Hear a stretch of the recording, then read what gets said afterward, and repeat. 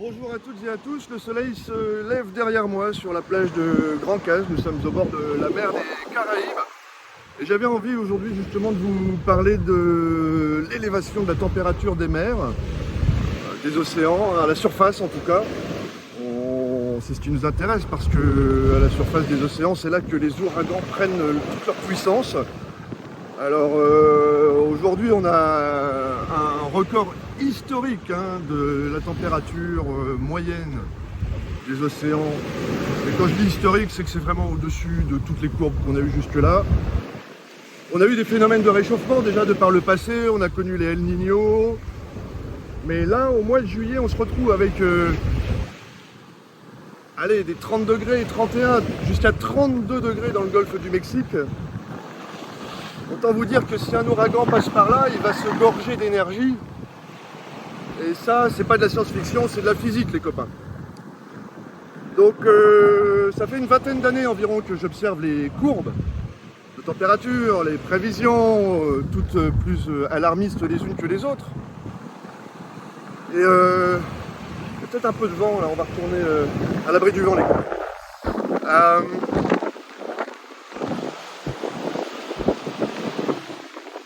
Donc oui, c'est un phénomène à prendre tout à fait au sérieux. D'abord parce qu'il marque un emballement sans précédent. Et ça me donne vraiment l'impression, vous savez, d'une catastrophe annoncée depuis 20 ans. Vous savez. Et là, le prochain risque qui nous prend au bout du nez, naturellement, c'est bon avec toute cette élévation. Et ça ne redescendra pas. La température ne redescendra jamais. Tout ce qu'on a là, c'est du progrès. Ça ne peut que monter. Alors, quand on parle des ouragans, c'est pour chercher à s'en préserver.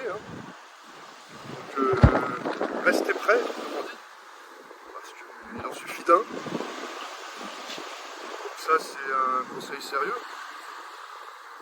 Ensuite, les écosystèmes, naturellement, ils vont en prendre un, tout ça, c'est pas nouveau. Alors, quelles sont les prévisions du futur? On ne peut pas en avoir. Les experts sont perdus déjà depuis un moment. Les experts du climat se basent, c'est assez facile la science, on fait des expériences et on reproduit. Et normalement ça se passe comme on attend. Là on est sur un phénomène qui naturellement n'a jamais été connu de par le passé. Alors il faut se rendre compte que le climat ça fait 10 000 ans sur Terre qu'il est paisible, il n'a pas trop changé. Oui, il y a déjà eu des canicules, oui, il y a déjà eu des ères glaciales, pour ne pas dire glaciaires. Parce que l'ère glaciaire, c'était justement il y a 10 000 ans. On pouvait marcher de Paris à Londres sur une espèce de banquise. La Manche n'existait pas, c'était un grand bras de glace. Et ça n'est qu'il y a 10 000 ans qu'on est sorti justement de cette ère glaciaire et que nous avons pu jouir sur la Terre d'un climat tout à fait sympathique, on peut le dire.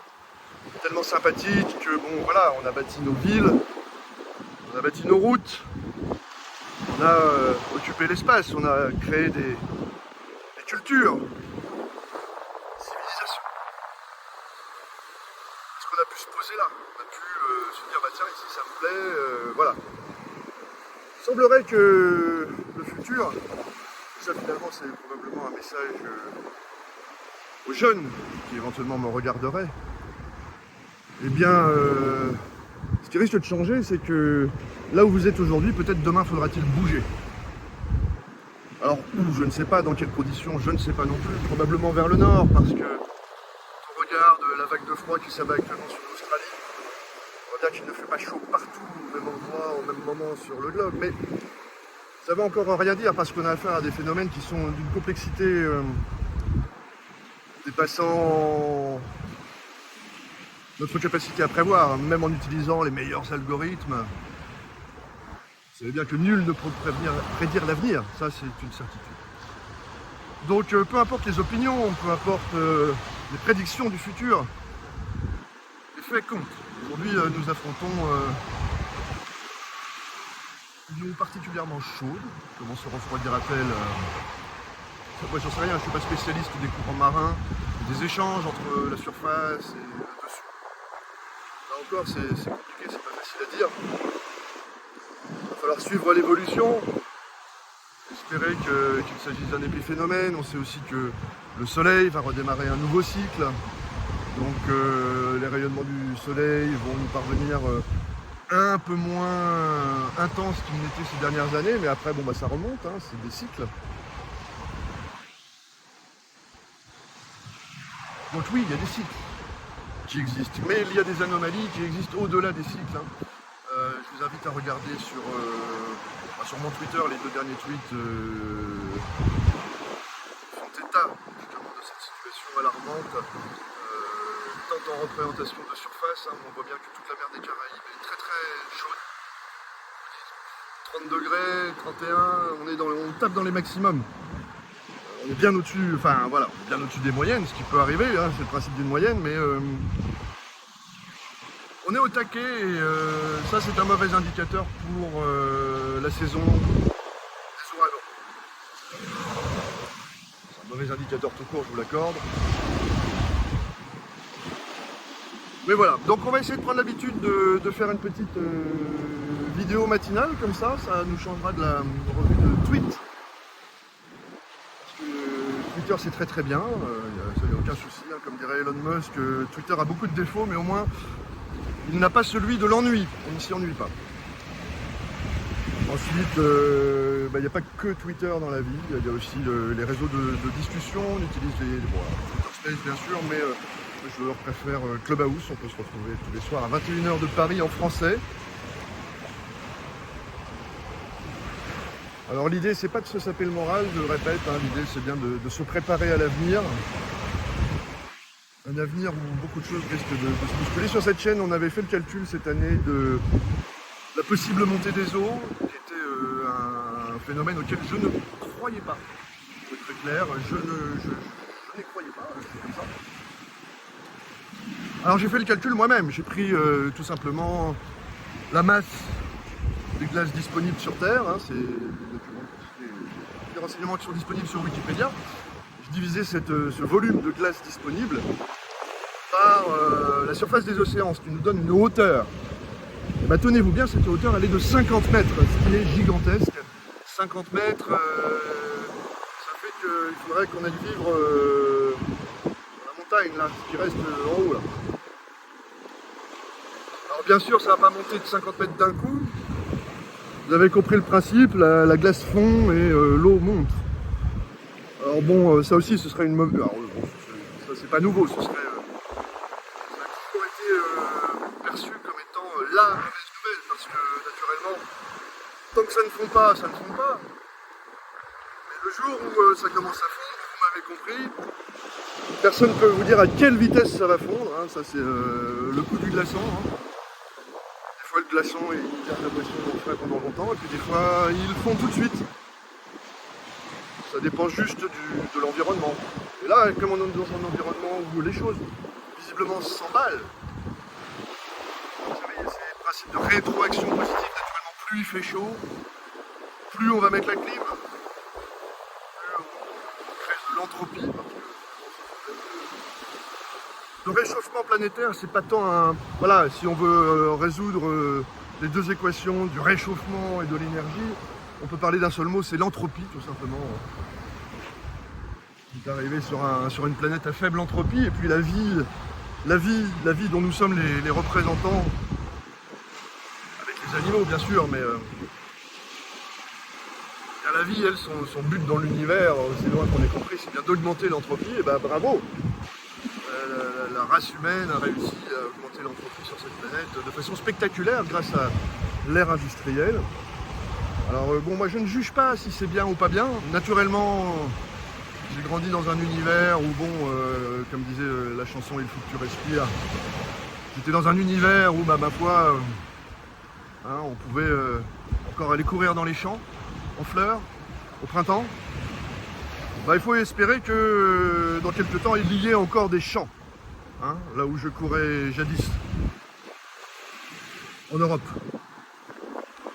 Ah oui, en Europe, parce que l'Europe est un endroit, là aussi, qui mérite toute notre attention, particulièrement le bassin méditerranéen, donc le Maghreb bien sûr, hein, qui souffre déjà de la chaleur, alors avec beaucoup de résistance et de dignité bien sûr.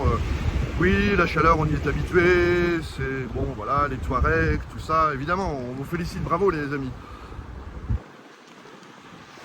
J'ai même posé la question à certains, est-ce que ce phénomène est anormal? Alors bien sûr, eux dans leur perception, ils vont vous dire que non, non, c'est tout à fait normal, en été on a chaud. Mais au-delà des impressions, il y a les chiffres. Parce que là, ça, on ne peut pas le contester. Hein, on peut toujours dire, oui, il a déjà fait chaud, mais un chiffre est un chiffre. Alors après, je vous l'accorde, en 1600, on n'avait pas forcément de thermomètre aussi précis qu'aujourd'hui. Certes, mais on n'a pas besoin de se baser aussi loin, il suffit de regarder l'ère industrielle, c'est tout à fait flagrant. Ce qui était avant a été extrapolé, a été étudié, bien sûr, maintes et maintes fois. Hein. Il y a des études scientifiques qui sont faites là-dessus. Alors, bon, vous savez comment ça marche, ils ne sont pas toujours d'accord, mais à la fin, ils finissent par se mettre d'accord. Il y a des choses qui font ce qu'on appelle un consensus. Aujourd'hui, même le réchauffement climatique, hein, on n'est plus à l'époque de Donald Trump, plus personne ne vient contester l'idée que l'origine du réchauffement climatique, c'est nous. Voilà. Alors, le réchauffement climatique, moi, je répète, réchauffement climatique et crise de l'énergie, donc appelons donc tout cela simplement crise de l'entropie. Vous irez voir si vous ne savez pas ce que c'est un concept tout à fait intéressant, un concept de désordre qui est assez facile à comprendre. C'est que si vous prenez une bûche de bois, une bûche en bois, une bûche elle est bien organisée, hein. Une bûche. Si vous la brûlez, vous allez faire d'un coup vous allez faire augmenter son entropie. Parce que la bûche va se transformer en cendre et en gaz et en chaleur. Et tout ça va partir dans l'espace. Ce qu'il faut comprendre aussi, c'est que la chaleur, c'est la pire des énergies. En ce qui nous concerne. Enfin, en ce qui concerne la mécanique tout court.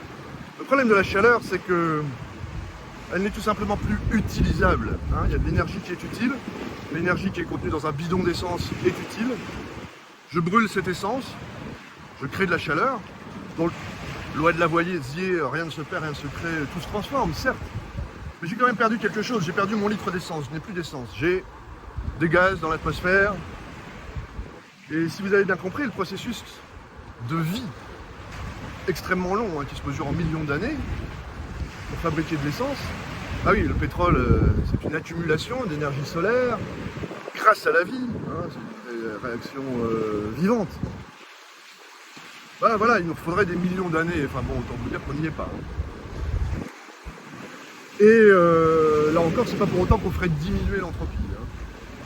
Puisque naturellement, pour créer du pétrole, eh ben, il faut continuer d'augmenter l'entropie dans l'environnement. C'est un cercle vicieux, qui mènera d'ailleurs à la fin de l'univers, soyons clairs. C'est-à-dire qu'une fois que l'entropie, pour être simple, admettons qu'on ait la vie infinie, et qu'on puisse, bon, il faudrait quand même qu'on mange et qu'on respire, puisque c'est de la vie. Chacun peut comprendre qu'on ne va pas vivre indéfiniment sur la Terre. Alors bon, on peut rester à coloniser les autres planètes.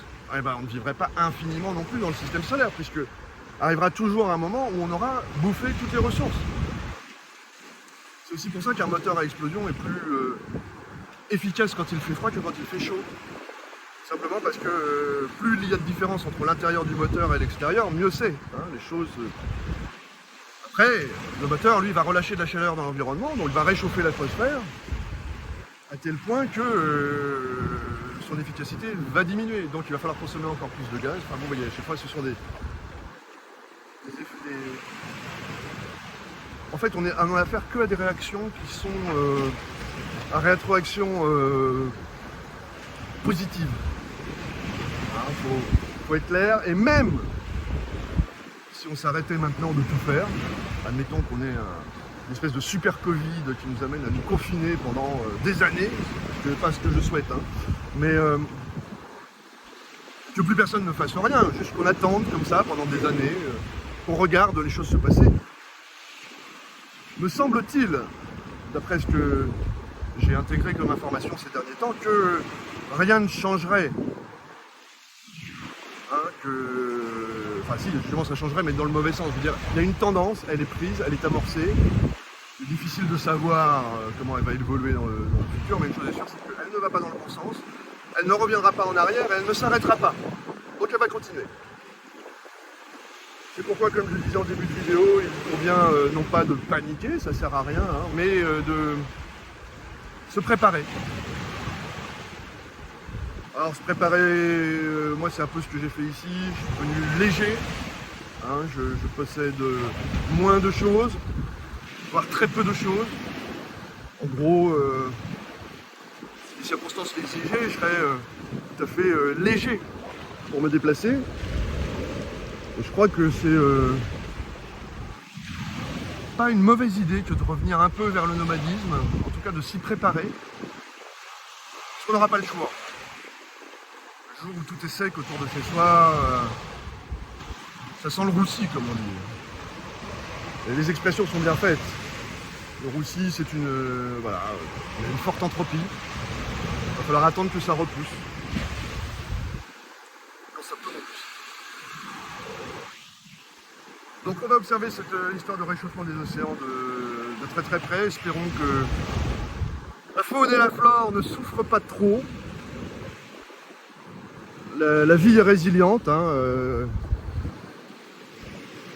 mais il y a des limites quand même. Voilà. Donc espérons qu'elle ne soit pas outrepassée ces limites. Je vous souhaite une excellente journée malgré tout. Prenez bien soin de vous, ça c'est le plus important.